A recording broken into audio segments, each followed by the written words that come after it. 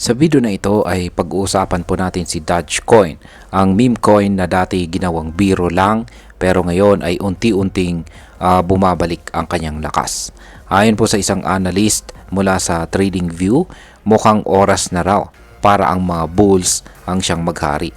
Ayon sa kanyang pagsusuri, posibleng tumaas ng 214.6% ang presyo ni Dogecoin kung magpapatuloy ang kasalukuyang trend. Pero teka muna, totoo nga ba ito?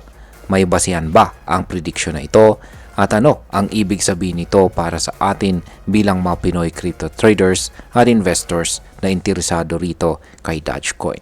Kaya yan po ang siyang ating pag-uusapan sa video na ito. Pero bago po tayo magpatuloy ay pakibasa na lamang po muna ang disclaimer dito sa ibaba ng ating screen. At ayan. Ano nga ba ang nangyari sa presyo ni Dogecoin kamakailan? Mula po noong June 20 hanggang June 23 ay bumaba ang presyo ni Dogecoin at halos umabot sa presyong 0.145.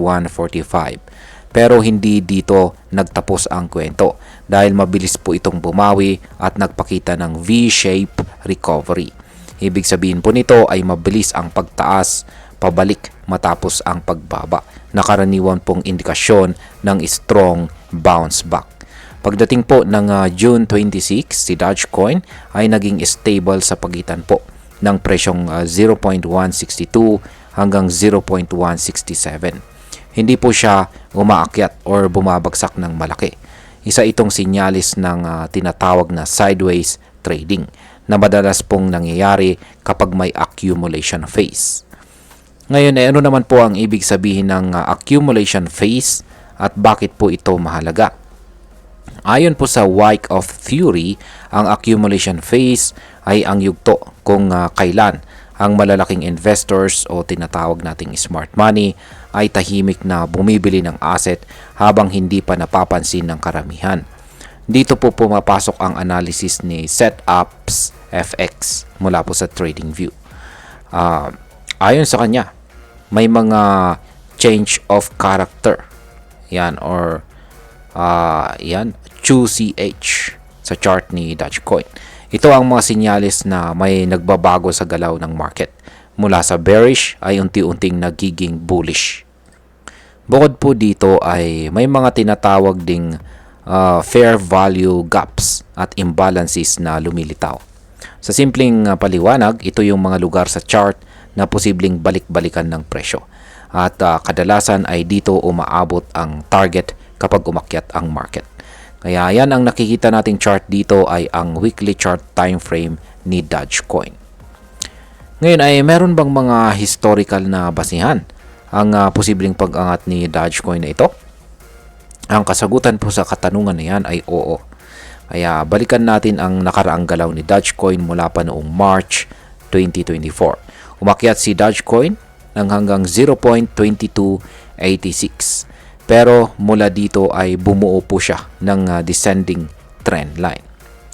At paulit-ulit na tinanggihan ang kanyang pag-akyat gaya ng sa July 22 sa presyo na 0.141 at sa July 29 sa presyo naman na 0.135.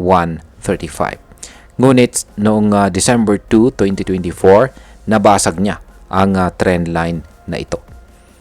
Yan. At dahil sa nabasag niya yung trend line na ito ay umabot po si Dogecoin sa halos 0.48. Pagkatapos nun ay bumagsak po siya ulit. Pero ngayon ay nasa isa na naman po siyang accumulation phase. Ayon po sa pattern, posibleng ito na ang simula ng panibagong breakout. Ngayon ay ano naman po ang mga target price kung sakaling magkatotoo ang analysis na ito.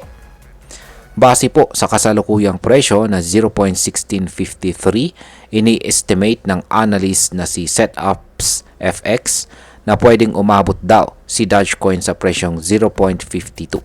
Isang posibleng 214.6% na gain. Pero tandaan, sabi rin ng analyst, wala pa sa full confirmation stage ang breakout. Kaya't high risk pa rin ito. Kung matutuloy ang distribution phase, dito po natin makikita ang totoong galaw ng market. Kaya kung balak po nating pumasok, mas mainam na maghintay po tayo ng confirmation bago tayo tumalon. Ngayon ay may support ba ito sa on-chain data? Ang kasagutan dyan ay oo. Ang on-chain data mula sa Into the Black ay nagpapakita naman po ng tumataas na activities sa network ni Dogecoin. Ayan, nasa 102.40% ang itinaas ng mga bagong addresses. Yan, nasa 111.32% naman ang itinaas ng mga active users. At ang mas nakakagulat ay 155.45% ang growth ng zero balances addresses. Ito yung mga dating holders na posibleng bumabalik para muling bumili.